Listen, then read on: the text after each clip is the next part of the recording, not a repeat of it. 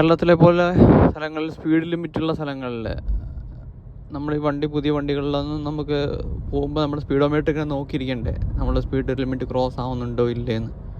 അപ്പോൾ അതിന് വേണ്ടിയിട്ട് പല വണ്ടികളിലും ഹൈ എൻഡ് വണ്ടികളിലുണ്ട് ലിമിറ്റർ എന്ന് പറഞ്ഞൊരു ഓപ്ഷൻ ഉണ്ട്. അപ്പോൾ അത് ഓൺ ചെയ്ത് കഴിഞ്ഞാൽ നമുക്ക് സെറ്റ് സ്പീഡ് ലിമിറ്റിൽ നമുക്ക് വണ്ടി ഓടിക്കാൻ പറ്റും. അതിന് മുകളിൽ ക്രോസ് ആവില്ല. ക്രോസ് ആവണമെങ്കിൽ ആക്സിലറേറ്റർ പെഡൽ ഫുൾ ഫ്ലോർ ചെയ്താലേ ആ ലിമിറ്റ് ക്രോസ് ചെയ്തിട്ട് അത് എക്സീഡ് ചെയ്ത് പോവുള്ളൂ.